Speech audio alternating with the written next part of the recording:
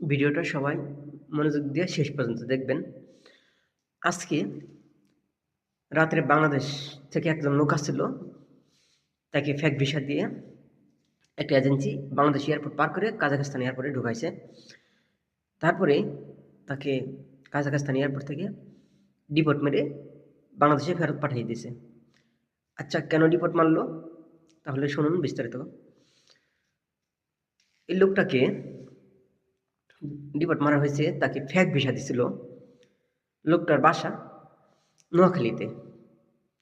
উনি প্রায় 6 লক্ষ টাকার মাধ্যমে আসতে চাইছিল এজেন্সির মারফতে, কিন্তু এজেন্সি তাকে ফেক ভিসা দিয়ে বাংলাদেশ এয়ারপোর্ট পার করে দিছে। কিন্তু কাজাখস্তান এয়ারপোর্টে এসে ধরা খাইছে। ধরা খাওয়ার পরে তাকে 5 বছরের মনে ডিপোর্ট মেরে বাংলাদেশে ফেরত পাঠিয়ে দিছে।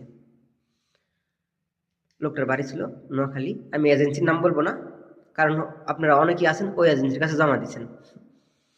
আপনারা অনেকেই ওই এজেন্সির কাছে এখনো জমা দিচ্ছেন, আমি নাম শুনছি। ভাই, এজেন্সির নাম বলে আমি নিজে প্যারা নিতে চাই না। আপনাদেরকে কত ভিডিওতে আমি বললাম যে এজেন্সির কাছে জমা দিয়ে না, কাজাখস্তান একটা নতুন দেশ, এদেশে তেমন বাঙালি নাই। আমরা যারা পুরাতন 10-20 জন আছি, তারাই কাজাখস্তান সম্পর্কে ভালো জানি আর ভিসা করতে পারি।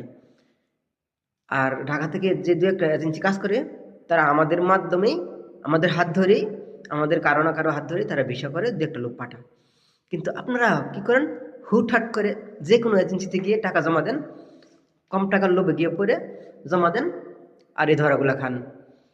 আমি কত ভিডিও বলিনি যে যার তার কাছে জমা দিবেন না। ঢাকাতে অনেক এজেন্সি আছে, আপনি যে যে এজেন্সিতে যাবেন তারা বলবে যে কাজ করতে পারি, পাঠাইতে পারি, আগে লোক পাঠাইছি, কিন্তু ওরা কখনো কাজাখস্তানের লোক পাঠায়নি। কাজাখস্তানের ভিসার ক্যাটাগরি কি, ধরন কি, এগুলি তারা জানতে পারে না, তারা জানে না।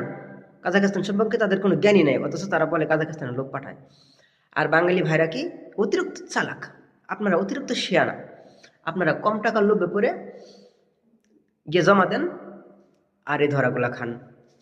তো অনেক বাঙালি ভাইরা ধরা খাইছে, তারপরেও তাদের লাজ হয় না। আমার মনে হয় তাদের টাকার মায়া নাই, তাদের ভবিষ্যতের কোনো চিন্তা নাই।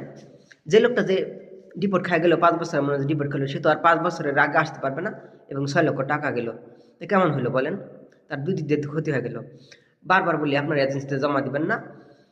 কাজাখস্তান নেই, শুধু 2-1 এজেন্সি আছে আমাদের সাথে হাত মিলায় তারা কাজ করে।